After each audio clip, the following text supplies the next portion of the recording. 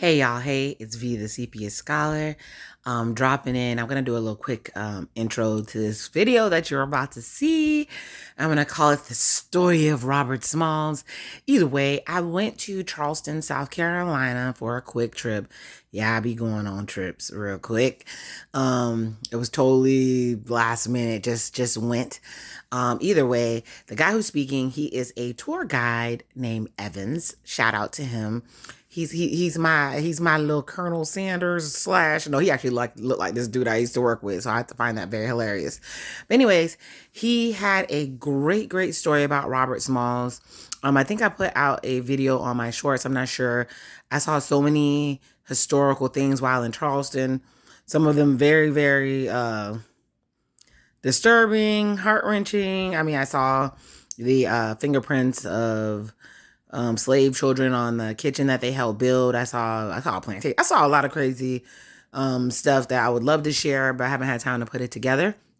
But he pretty much tells the story of Robert Smalls, who went from being a slave to being some pretty big time things in the government in South Carolina and overall in the United States. So I just want to do a little intro before I do this, let this video play. But I promised Evans, my amazing tour guide, because he saw that I was recording when he was speaking, I promised him that I would definitely post this and share this. So I hope you learned something. The funny part is, that I thought was kind of weird, people paid to go on the tour. We were on a whole tour. And then it was like, you could tell who took it seriously, who didn't take it seriously. Baby, it was hot out there. But Charleston has beautiful architecture, very wild stories that goes with the history. I went to the market, which apparently used to be a dang slave market. But either way, I ended up someplace because I got suggested, asked to come along with somebody, and I will go on adventures. But either way, here it goes. Hope you enjoy the story. Take it for what it is, incorporate it in your life. And it shows me that as a people, though we've been through adversity, and I definitely don't believe in struggle, we are survivors. We help build this country, and I'm proud of that. All right, enjoy. Book that tour guides are supposed to study. A man I didn't start talking about until 3 years ago or 4 years ago when I saw him on Drunk History. His name is Robert Smalls, and I have researched him into the ground. Robert used to live and work here in Charleston. Over here, he worked at the Southern Wharf, which today is the Carolina Yacht Club. This is an international shipping terminal at one time. This was docks out here as well. This is North and South Commercial Wharf. Products coming in from plantations are coming in here. So your cotton, indigo, rice, timber, all that kind of stuff coming in this wharf. And then it's being processed throughout the city. All the men that worked on these wharves were enslaved African Americans. Robert Smalls is one of them. Robert was born in Beaufort, South Carolina in 1839. His mother was a house slave named Lydia Polite. Lydia and him and Robert were owned by Henry McKee, the owner of Ashdale Plantation. They lived at Henry's townhouse in the city of Beaufort. Robert was allowed to stay there with his mom and help her around the house. He gathered water and wood, and then when he turned 12 years old, Henry figured he's old enough now he can make money off of him, so he brought him to Charleston and he hired him out. Robert worked different jobs here in Charleston. All the money he earns is paid directly to Henry McKee. Henry pays Robert $1 a month. And Robert uses his dollar to buy cheap candy and tobacco. He resells it at a profit to other enslaved people, and he saves up all of his money. Robert worked here as a busboy, a bellhop, a lamplighter, a sailmaker, and a stevedore. Stevedores load and unload ships. One afternoon, Robert was working over here loading a ship, and he was running the largest hoist in the city of Charleston called the Horse. He was noticed by Captain John Ferguson. Ferguson owned a 147-foot cotton steamer called the Planter, and he was docking over here when he saw Robert running the hoist and thought that was impressive, so he made an offer to purchase him from Henry McKee, but Henry said he wouldn't sell him. He offered instead to lease him for $16 a month. So Robert became a deckhand on board the Planter at 14 years old. At 17 years old, he's navigating, driving, running a crew of 6 enslaved men. He does everything on the ship the captain does. He's also married and he has a child. Robert got married when he was 16 years old to Hannah Jones, a washwoman from the Planters Hotel. She was 29. And he didn't want his wife and daughter and stepdaughter living with their master, so got permission to move them into an apartment. He paid rent by cleaning stables. And then he also made a financial arrangement with the Kingmans to buy his wife and daughter out of slavery. They gave him a price of $800 because they know he doesn't have it and he'll never make that amount of money in his lifetime. So why not give him just a price? If they sent his wife to auction, she's going to go for over $3,000. So Robert gave the Kingmans a $100 down payment and began making payments on his wife and children every month. He never paid them off. The Civil War started here in 1861, and as soon as the war started, Captain Ferguson leased his ship to the Confederate Navy. The Confederacy recommissioned the ship as CSS Planter, Confederate state ship. Robert and the 6 crewmen went with the lease, so he's drafted into Confederate service. They put a new crew on board, an engineer, a first mate, and Captain Rallier. And they passed a law that no enslaved men could be on board seagoing vessels without white supervision at all times. Captain Rallier didn't believe that African Americans were capable of any independent thought, so he ignored the law and left Robert in charge of the ship. And Robert did his job. He moved troops, guns, ammunition, and supplies for the Confederate Army. But one evening, he's docked behind the Factor building right here. In the middle of the night, one April night in 1862, Robert watched 5 enslaved men sneak into the southern wharf and steal a boat belonging to General Ripley, the commander of the harbor. They paddled his boat into the darkness, and the next day, they were picked up 4 miles offshore by the United States Navy and brought back to South Carolina. They were taken to Beaufort, Robert's hometown, not being returned from the Fugitive Slave Act. They were taken to Beaufort because the United States Navy captured Beaufort, Hilton Head, and the entire Port Royal Sound in 1861. Beaufort was an Army post and Navy base. Robert's mother is free.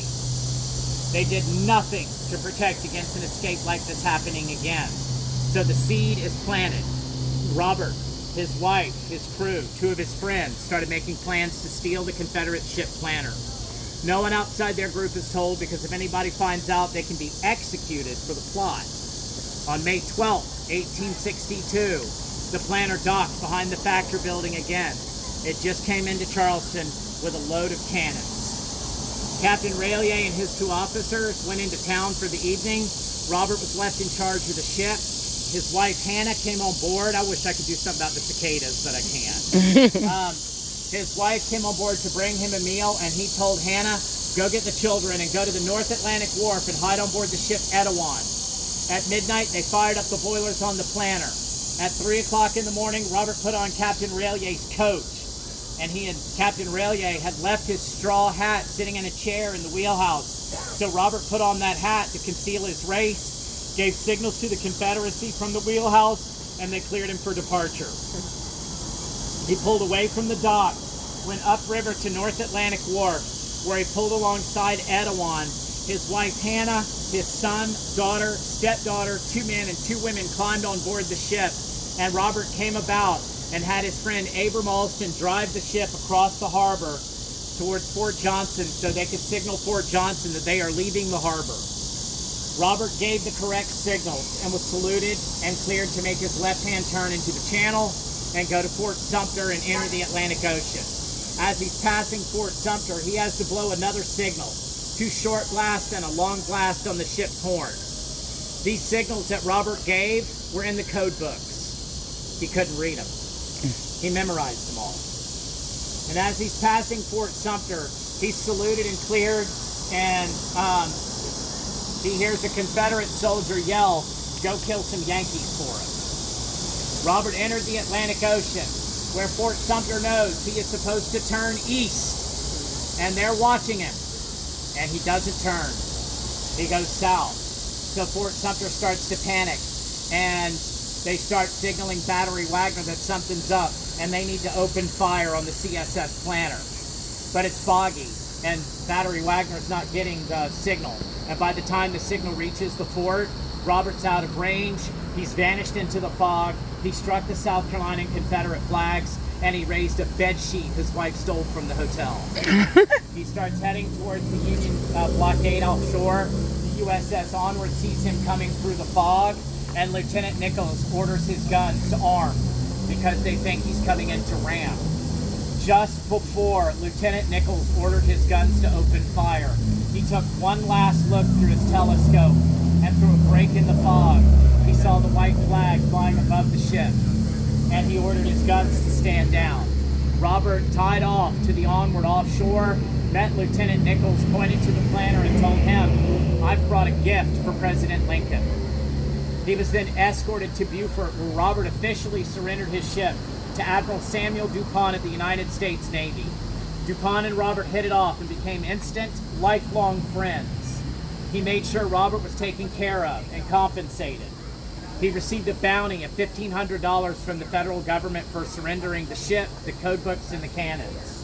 He used part of the money to hire tutors to teach him and his family to read and write, and he went to a tax auction held by the federal government and bought a house for $753 in cash, and he moved in his family. He was then offered a job by the United States Army to serve as the civilian pilot of the newest Army ship. No longer CSS Planner, now it's USAV Planner, United States Army vessel. Robert was made the civilian pilot with a lieutenant colonel in command, and one evening the ship started taking fire, and the lieutenant colonel didn't know what to do, so he ordered Robert to surrender the ship, and Robert refused. So the lieutenant colonel hid below deck. Robert took control of the ship, and from the wheelhouse yelled to the men on the deck, "Return fire, I'll get you home." When they docked in Beaufort, the white crew went directly to DuPont or to the CO of the lieutenant colonel. For cowardice, the lieutenant colonel was relieved of duty and sent home. Robert was promoted to civilian captain of the ship and given a salary of $145 a month before he was commissioned Lieutenant Colonel Robert Smalls of the United States Army. He's not in the colored troop. His crew was white. He was not an American citizen. And at this point in our story, he is 25 years old. Robert served our nation until 1870. He retired from the United States Army as Major General Robert Smalls. When the Civil War ended, slavery did not. We just celebrated Juneteenth. June 19th, 1863 is when the last of the enslaved people in America heard that they were free. I'm sorry, that is not true.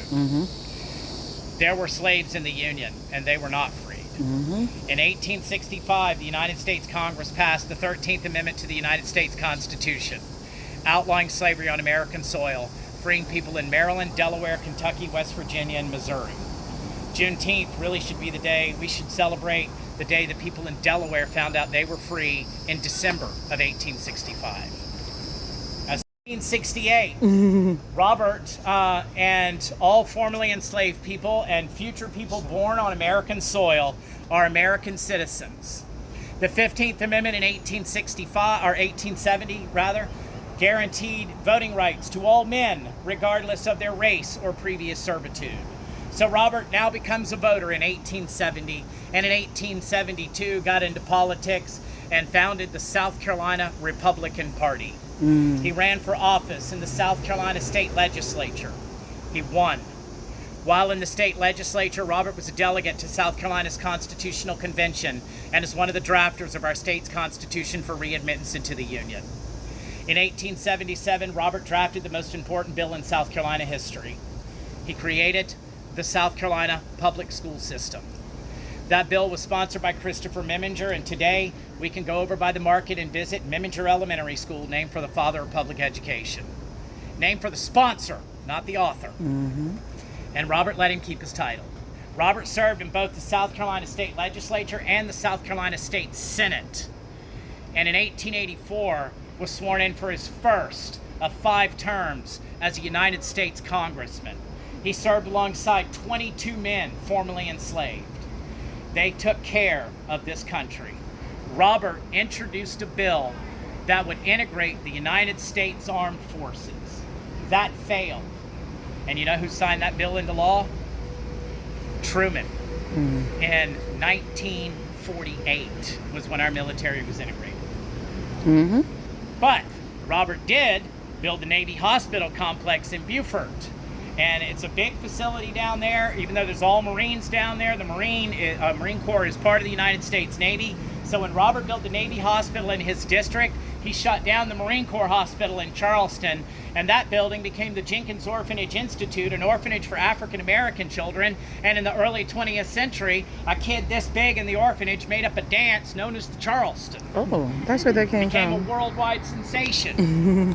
And Robert also built or helped build the Charleston Naval Shipyard. I'm letting this bus go by. He got the wheels rolling on building the Charleston Naval Shipyard, which opened in 1902. Thanks to Robert, I had a roof over my head and clothing on my back because that shipyard employed my father for 35 years as a nuclear engineer. My dad used to refuel submarines. And if you think the Prius is good on gas, try 35 years on one fill-up and 0 carbon emissions. Truly emissionless vehicle. Robert's greatest achievement, while he was in Congress, he built a facility on an island in his district in Beaufort that still operates today and still produces the meanest, nastiest, and toughest thing on planet Earth. And thank God for him. I'll give you a hint. The island is called Parris Island. And on that island, they make United States Marines. When you go to boot camp, you get off the bus on the Robert Smalls Parkway. When you go to boot camp and you fly into Charleston. And the drill sergeants are so friendly from Parris Island that they don't wait for you at the baggage carousel. They meet you at your gate. I love it. And if y'all are flying out when the Marines are coming in, stay and watch, because they start tearing them down immediately. Then Jim Crow goes into effect, forces every single elected black politician out of office. So Robert came back to South Carolina, but he supported Benjamin Harrison. And when he won the presidency, he thanked Robert by appointing him to serve as the United States Customs Collector for the United States Customs Service, a job Robert held until 1912, and he retired at the age of 70. His office was right down here at the United States Customs House at the Market, and that building should bear his name today, but it does not. So Robert retired in 1912 to his home that he bought in Beaufort during the war, and that is the home where he passed away on February 23rd, 1915 at the age of 73. This is the greatest person in American history. This is who you make movies about. Don't change around other Major General Robert Smalls. 1 month ago, the United States Navy commissioned the USS Robert Smalls in Pearl Harbor in Hawaii. Last week, the South Carolina State Legislature voted that forever, May 13th is now Robert Smalls Day in the state of South Carolina. And they just commissioned a statue of him to go on the State House steps. And a $40,000 portrait of Robert to hang in the Senate chambers in South Carolina State Senate here. And I'm very excited about that. That actually brought me to tears. Because I love this man more than any other person in history. And if I take away his skin color, and let's look at him through the lens provided to us by Martin Luther King. Let's look at Robert through the content of his character. He was kind, he was forgiving, and he was generous. Robert heard that after the war, Henry McKee, the man who owned him, died of heart failure. And he left behind his wife, Jane, suffering with dementia in a hospital. Robert told his wife, Jane McKee is not my master, she's my family.